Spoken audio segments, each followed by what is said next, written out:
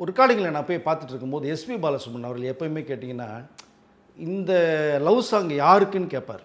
என்ன சுச்சுவேஷன், என்ன வயசு கேட்பார். சார் ஒரு 20 வயசு பையன், ஓகே.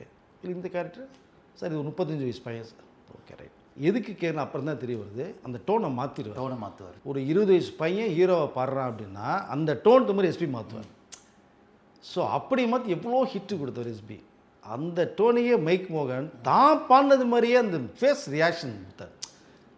இது எஸ்பி பாட்டா மோகன் பாட்டானே நிறைய பேர் டவுட் வந்துச்சு. அந்தளவுக்கு அந்த ஃபேஸ் ரியாக்ஷன். ஜோதியா ஒரு பக்கம், இந்த பக்கம் மோகன், இவர் 2 பேரும் அந்த ஃபேஸ் ரியாக்ஷனில் வந்து பின்னினவங்க. ஸோ அதனால் மைக் மோகன்ற ஒரு பேர் வந்து இருந்துச்சு.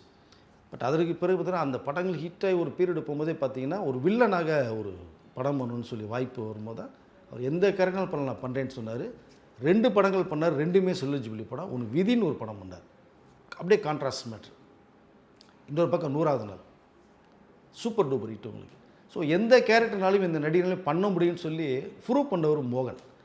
இந்த ஒரு சாமிங் சாக்லேட் அப்படின்னா கூட எல்லா கேரக்டரையுமே பண்ணுறது மாதிரி நீங்கள் விதியில் எல்லாம் மிரட்டியிருப்பார். 100வது நாளில் பயமுறுத்துவார். ஜெயசங்கர் தானே அதில் அப்பா கேரக்டர் பண்ணி. எஸ், விதியில் பூர்ணிமா ஜெயராம் அண்ட் ஃபைனல் முடிதலை கிழிஞ்சலுக்கு அப்புறம் 2 பேரும் சேர்ந்து பண்ணக்கூடிய ஒரு படம். அதனால் அவருக்கு உள்ள ஒரு இமேஜ் வந்து தனி. இன்ன வரைக்குமே அந்த மைக் மோகன்ற பேரோட கரண்ட் இப்போ வரைக்குமே படம் பண்ணிகிட்ருக்காரு. என்ன ஒன்றே ஒன்று, இந்த முன்னே ஹீரோவாக பண்ணுவேன்னு அடம் பிடிக்கிறாரு. வேறு ரோல் பண்ண ஆரம்பித்தாருன்னு வச்சுங்களேன், அது டபுள் ரோல்லையோ இல்லை ஒரு அண்ணன் கேட்ட மாதிரி பவர்ஃபுல் பண்ணுனாருன்னா இன்னும் பெரிய ரவுண்டு வருவார். ஸோ கடைசியாக வில்லனாக விஜய் படத்தில் கோட்டில் பண்ணார். ஸோ இது வரைக்கும் ஒரு சிறப்பான ஒரு நடிகராக சிறந்த ஃபிலிம்ஃபேர் அவார்டு மட்டும் வாங்கியிருக்கார். பயணங்கள் முடிவுகளுக்கு கிட்டத்தட்ட ஒரு 80-90 படங்களுக்கு மேலே தமிழில் பண்ணியிருக்காரு. மிக சிறந்த ஒரு நடிகராக நான் பார்க்கிறேன்.